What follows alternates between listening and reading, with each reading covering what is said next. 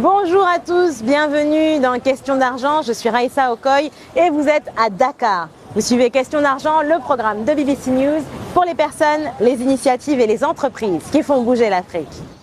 L'Afrique subsaharienne affiche un taux de chômage en hausse, près de 8% en 2021. Avec 19% des jeunes diplômés et 31% des 15-24 ans, comment s'en sortir face au chômage ? Deux jeunes sans emploi se sont ouverts à la BBC dans ce reportage de la LACI, Noël Ebrimbrou, Cédric Jossou et Juliette Chapalin. Je suis en quête d'un emploi dans un cabinet d'avocats. Cela fait 6 mois. Je n'ai pas encore eu de réponse ni d'entretien. Je suis depuis 3 mois aujourd'hui, même jour pour jour, sans emploi. Mon contrat n'a pas été renouvelé. C'est la veille que j'ai eu cette information. Boris d'un côté, 25 ans. Ah mais c'est mon dernier billet, viens te donner là. Crépin de l'autre, 38 ans. Allô, bonjour maman, comment tu vas? Deux générations pour une même situation, le chômage.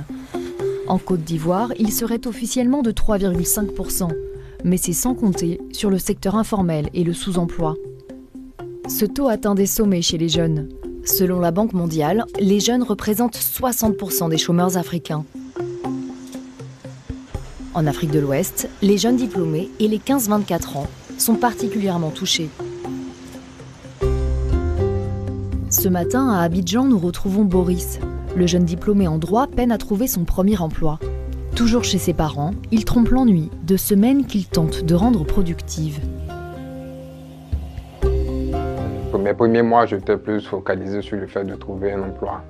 Donc je courais un peu partout, j'essayais de déposer mes CV, ma lettre de motivation dans les cabinets. Et à un certain moment, je me suis rendu compte que ça ne marchait pas.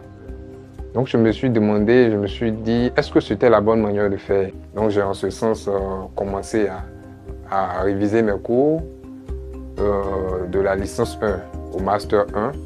Je m'attelle aussi à aller suivre certains procès pour voir un peu l'environnement dans lequel je veux exercer. Je m'occupe tant bien que mal et je vis pas très bien ma situation, vu que financièrement c'est compliqué d'être un chômeur, surtout à Abidjan, de rester à la maison sans rien faire, c'est compliqué, c'est compliqué.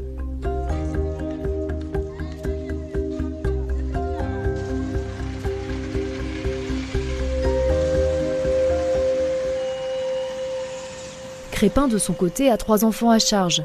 La perte de son emploi du jour au lendemain a bousculé son mode de vie. Je venais à peine d'être à nouveau papa, ça faisait à peine 2 semaines. Donc vous pouvez imaginer un peu la pression.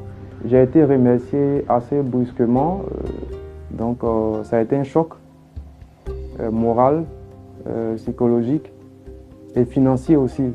Donc ça m'a créé beaucoup de soucis. J'ai dû laisser la villa dans laquelle j'habitais, j'ai dû vendre mon véhicule. Je vis un peu au jour le jour. Je ne cache pas que présentement c'est difficile.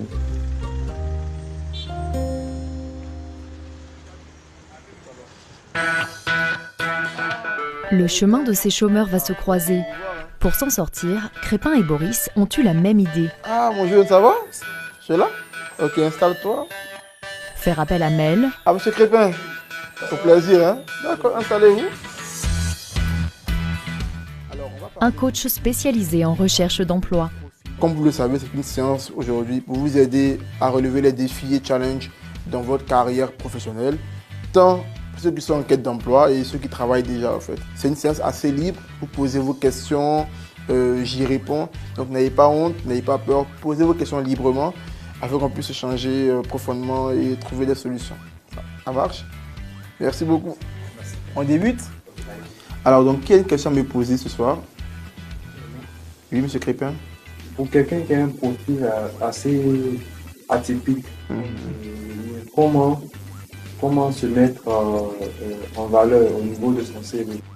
Donc le but, c'est de pouvoir se revoir dans un profil de sécurité informatique. Donc vous voyez que dans chaque rubrique du CV, on est adapté par rapport à la sécurité informatique, mais également adapté par rapport à l'offre à laquelle vous postulez. Mel a lancé son entreprise de coaching en 2018. Il a rencontré depuis des centaines de chômeurs. Est-ce qu'on me suit? Cette séance d'aujourd'hui, elle est gratuite. On la fait chaque vendredi, gratuitement, ouvert à tout le monde. Après, les séances de coaching privées vont de 75 000 à 230 000 francs CFA. Donc ça comprend souvent 5 séances de 12 heures de temps, un suivi de 3 mois, 2, 3 ou 4 mois, et puis également un accompagnement sur plusieurs offres auxquelles le candidat postule. On travaille avec lui sur le CV à l'aide de motivation et sur le profil également à mettre en avant pendant l'interview d'embauche. Ces conseils, Boris les écoute avec attention dans l'espoir de décrocher son premier emploi. Pour nous, les universitaires, on nous apprendra que la théorie, mais jamais la pratique. On ne dira jamais, voici le marché de l'emploi, voilà comment il faut se comporter, jamais on ne vous dira ça. On ne focus que sur nos cours qu'on finit de bosser, alors que c'est autre chose au monde du travail. J'ai retenu qu'il faut d'abord travailler sur soi-même, c'est le premier travail à faire. 1, 2, 3, nous sommes des champions. À bientôt. Et puis... 3 semaines après cette séance de coaching, Crépin, le père de famille, a retrouvé un poste d'ingénieur.